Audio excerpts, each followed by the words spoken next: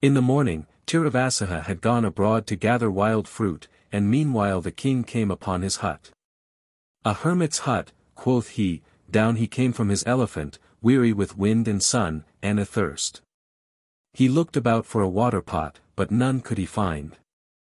At the end of the covered walk he spied a well, but he could see no rope and bucket for the drawing of water. His thirst was too great to bear. He took off the girth which passed under the elephant's belly, made it fast on the edge, and let himself down into the well. But it was too short, so he tied on to the end of it his lower garment, and let himself down again. Still he could not reach the water. He could just touch it with his feet, he was very thirsty. "If I can but quench my thirst," thought he, "death itself will be sweet."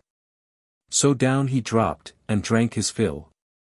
But he could not get up again, so he remained standing there in the well. And the elephant, so well trained was he, stood still, waiting for the king. In the evening, the Bodhisattva returned, laden with wild fruits, and espied the elephant. "I suppose," thought he, "the king is come, but nothing is to be seen save the armed elephant. What's to do?" And he approached the elephant, which stood and waited for him. He went to the edge of the well, and saw the king at the bottom. "Fear nothing, O king," he called out. Then he placed a ladder, and helped the king out. He chafed the king's body, and anointed him with oil, after which he gave him of the fruits to eat, 316, and loosed the elephant's armor. 2 or 3 days the king rested there, then he went away, after making the Bodhisattva promise to pay him a visit. The royal forces were encamped hard by the city, and when the king was perceived coming, they flocked around him. After a month and half a month, the Bodhisattva returned to Benares, and settled in the park. Next day he came to the palace to ask for food. The king had opened a great window, and stood looking out into the courtyard. And so seeing the Bodhisattva, and recognizing him, he descended and gave him greeting. He led him to a dais, and set him upon the throne under a white umbrella. His own food the king gave him to eat, and ate himself of it. Then he took him to the garden, and caused a covered walk and a dwelling to be made for him, and furnished him with all the necessaries of an ascetic.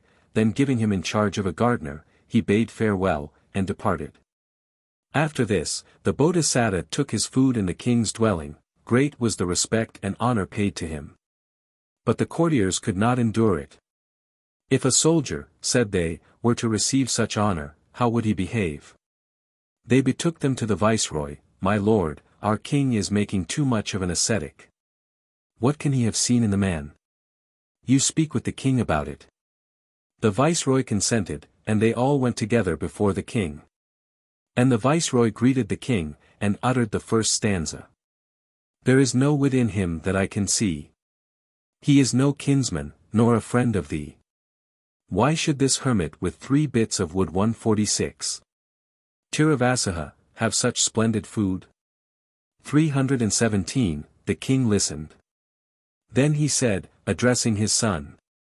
"My son, you remember how once I went to the marches, and how I was conquered in war, and came not back for a few days?"